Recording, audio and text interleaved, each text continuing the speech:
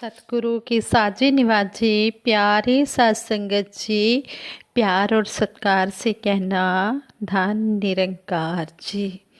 सबसे पहले सतगुरु माता जी का शुक्राना, जिनकी अपार कृपा हम सब पर हो रही है। और दासी तो सतगुरु माता जी से यही आशीर्वाद मांगती है, सच्चे पातशाह सबके ऊपर इसी तरह अपनी ये रहमत की बरसात करते रहना। सतगुरु माता जी का आशीर्वाद लेते हुए दासी आप जी के चरणों में ये विचार रखने जा रही है।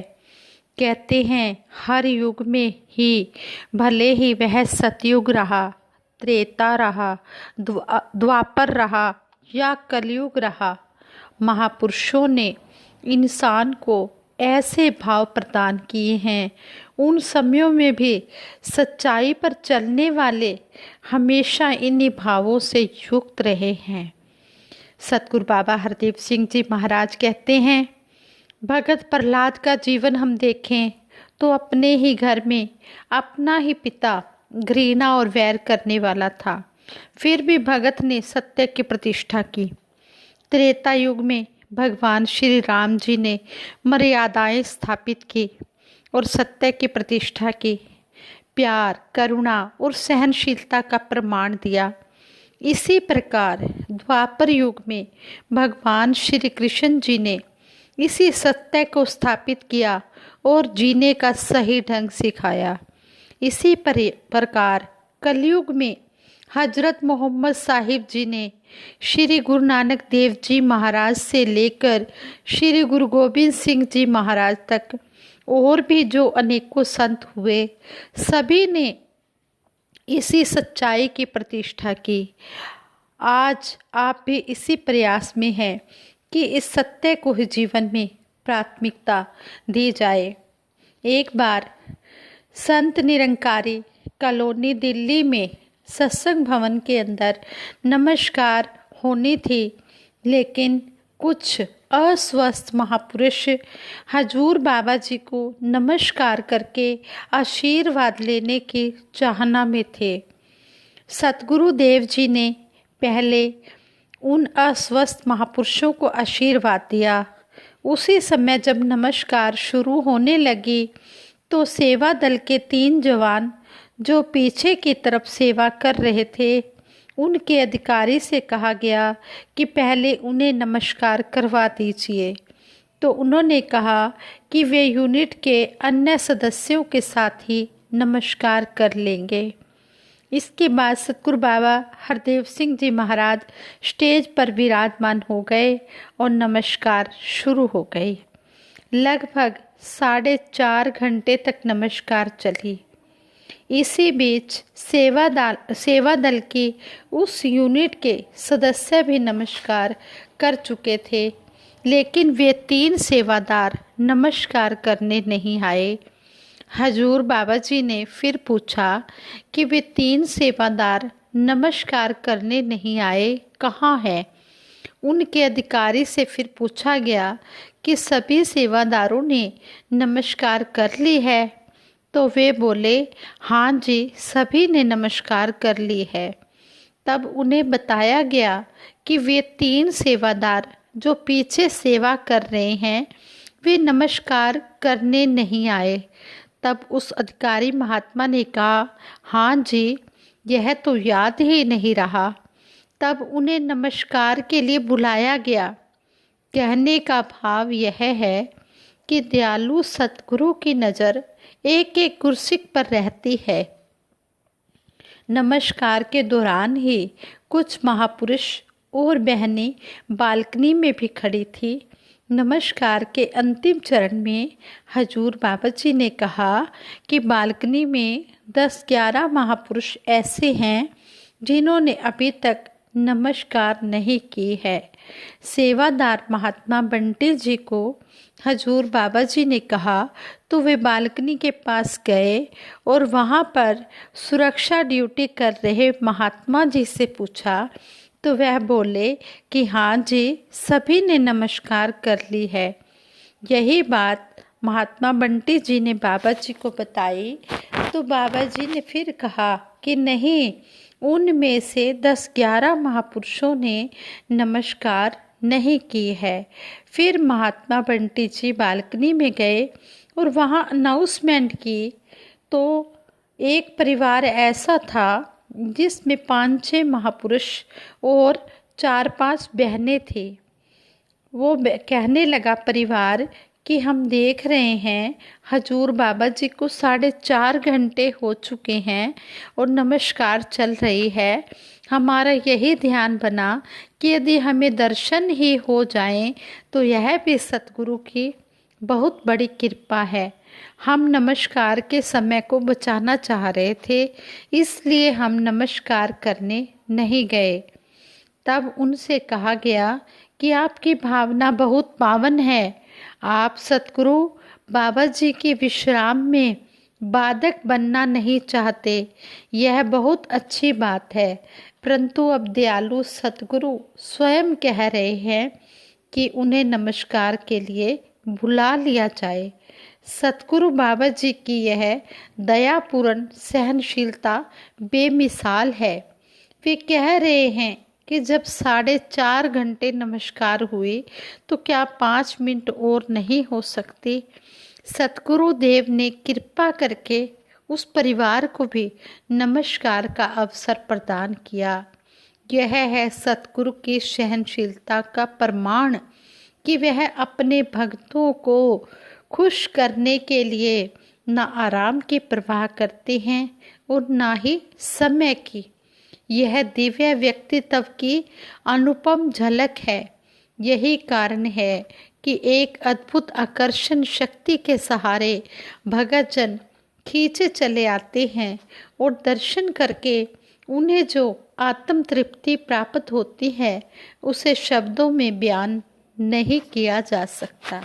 संपूर्ण अवतार वाणी में शहंशाह बाबा अवतार सिंह जी महाराज ने कहा है, गुरु दर्शन दा फल है वड्डा, मन नू पाक बनांदा है। गुरु चरना दी तूड़ी लेके मन मैला धुल जाता है।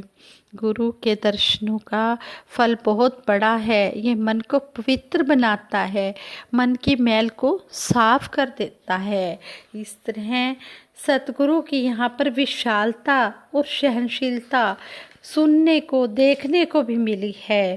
कहते हैं कि आध्यात्मिक जगत में सहनशीलता शब्द का बहुत महत्व है।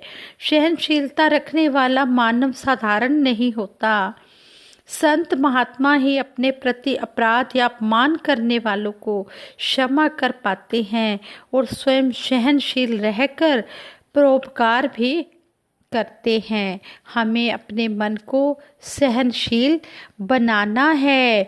कहते हैं जिसके जीवन में यह सहनशीलता आ जाती है वह खुद भी और दूसरों को भी आनंद देता चला जाता है।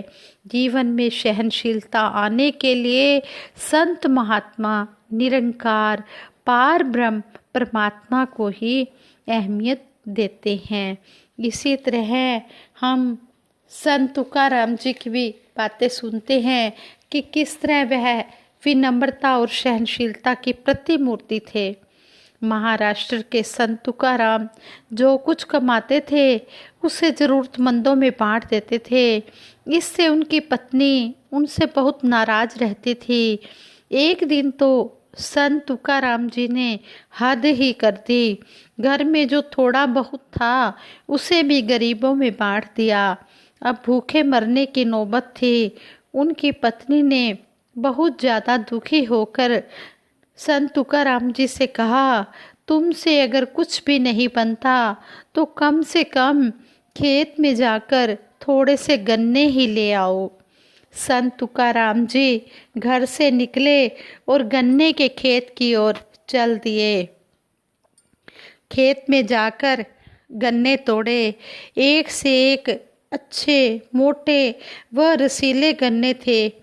उन्होंने गन्नों का एक गट्ठर बनाया, सिर पर रखा और खुशी खुशी घर की ओर चल दिए कि आज तो मेरी पत्नी बहुत खुश हो जाएगी। उन्होंने जैसे ही बस्ती में प्रवेश किया उन्हें भिखारियों ने घेर लिया। संत तुकाराम जी ने सभी भिखारियों को एक एक गन्ना दे दिया। रास्ते में आगे कुछ बालक मिल गए। उन्होंने संत तुकाराम जी को पहचान कर गन्ने मांगे। संत श्री ने उन्हें भी गन्ने दे दिए। सिर्फ एक गन्ना शेष बचा। संत तुकाराम जी ने दृढ़ निश्चय कर लिया कि अब यह गन्ना मैं किसी को भी नहीं दूंगा। वे उस गन्ने को लेकर अपने घर आ गए। उनकी पत्नी ने जब उनके हाथ में एक गन्ना देखा तो वह गुस्से से भर गई। वह बोली, क्या इतनी देर के बाद केवल एक ही गन्ना मिला है? क्रोध के कारण उन्होंने तुकाराम जी के हाथ से वह गन्ना छीन कर संत तुकाराम जी को ही मारना शुरू कर दिया। उसी गन्ने से मारना शुरू कर दिया। संत तुकाराम जी पिटते रहे। थोड़ी देर में गन्ने के 2 टुकड़े हो गए। अब संत जी से रहा ना गया। वह बोले, भाग्यवान, अब पिटाई बंद कर दो। गन्ने के 2 टुकड़े हो गए हैं। एक मैं चूस लेता हूँ और दूसरा गन्ना तुम चूस लो। विनम्रता की प्रतिमूर्ति संत तुकाराम जी के चेहरे पर मुस्कान थी। ये संत जो होते हैं ये बड़े महान होते हैं। ये सहनशील होते हैं।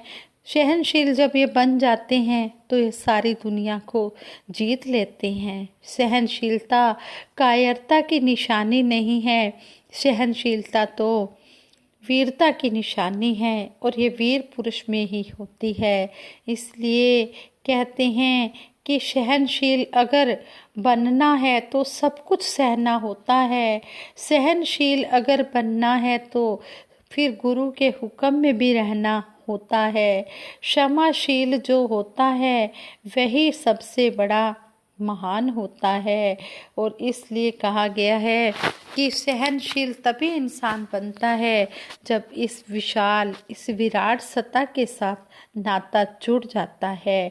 विशाल के साथ जुड़कर ही विशालता आएगी और तंग दिली जतन से विशालता नहीं आ पाएगी। विशालता तभी आती है जब इस विराट के दर्शन हो जाते हैं। जब ये ब्रह्म ज्ञान मन में प्रवेश कर जाता है तभी विशालता और सहनशीलता की समझ आती है।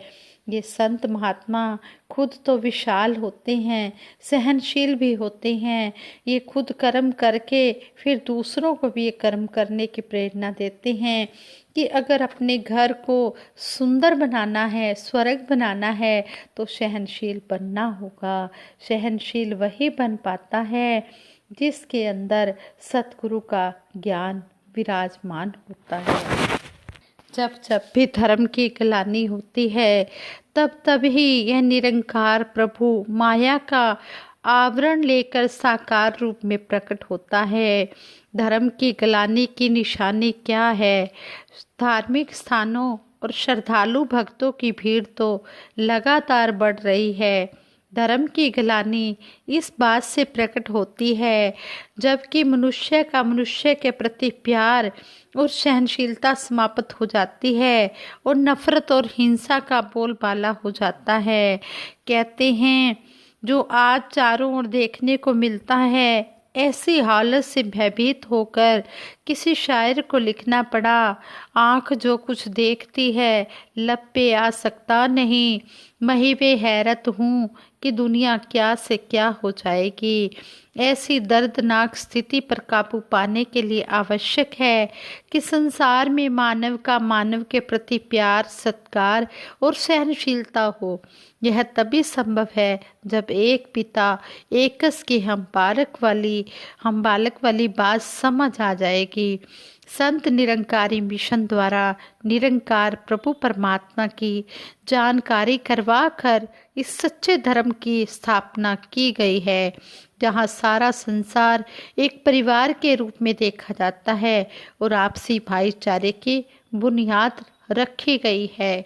सतगुरु हमें समझाते हैं कि जो ब्रह्मज्ञानी महापुरुष हैं, अपने सत्संगी हैं, उन्हीं से ही हमने प्यार नहीं करना है। नहीं, वन वर्ल्ड वन फैमिली, सतगुरु माता सुदीक्षा जी महाराज ने समझाया है।